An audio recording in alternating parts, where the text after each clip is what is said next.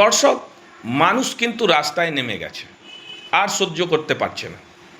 মানুষের একটাই দাবি, ফলতায় পুরো গোটা বিধানসভাতে আবার রিপোলিং হোক।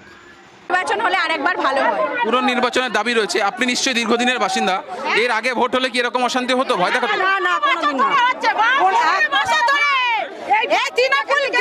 এই তৃণমূল যেই থেকে এসে না 15 বছর আমাদের হাসিনা গ্রামে হচ্ছে। আপনারা কি তৃণমূল করেন না? আমরা ওদের ভয়েতে আমরা তৃণমূলে ভোট দিই। আমরা নালে আমাদের করার ইচ্ছাই নেই, আমরা বিজেপিতে চাই। আমরা বিজেপি বলেন, তার সত্ত্বেও বলে তোরা বিজেপিতে ভোট দিয়েছিস। আমাদের বাড়ি বাড়ি টেপ দিয়ে এসছে, বলছে তোমরা তৃণমূলে ভোট দেবে। আমরা তাই দিয়েছি ভয়েতে। তাও বলে না, কালকে এসে সব বাইক নিয়ে মুসলিমদের নিয়ে এসে। দেখো শুভজিৎ, নির্বাচন কমিশন বলেছিল যে ভয়মুক্ত নির্বাচন, কিন্তু ফলতার এই হাসিমনগরে ভয়মুক্ত নির্বাচন হয়েছে তেমনটা গ্রামবাসীরা বলছেন না। কি ভয়মুক্ত নির্বাচন হয়েছে? না না, হয়নি, না হয়নি। আমরা চাই ফলতা লাগা আবার ভোট হোক আমাদের।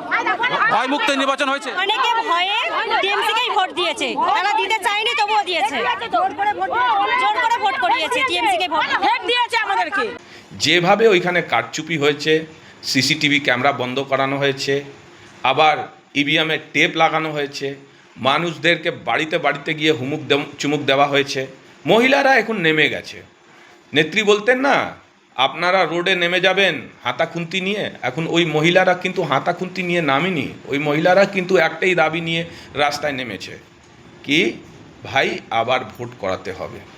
লজ্জায় বিষে গুন্ডা বাহিনীরা চারদিকে ঘুরে বেড়াচ্ছে। আমি রিকোয়েস্ট করছি ইলেকশন কমিশনকে যে এই ডায়মন্ড হারবার মডেলে যে ফলতা সিট হচ্ছে সেখানে আবার কিন্তু রিপোল করা হোক। ওইখানকার একটা গ্রাম পঞ্চায়েত প্রধান, তার নাম কিন্তু খুবই উঠে চলে এসছে, ঠিক ইসমাইল কি আছে ওনার নাম। উনি খুব মানুষকে শাসানি দিচ্ছেন, এখন ওনার খোঁজ নেই।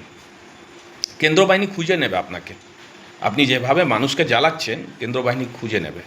এখন মানুষ রাস্তায়, ভাবুন এটা কি ইঙ্গিত।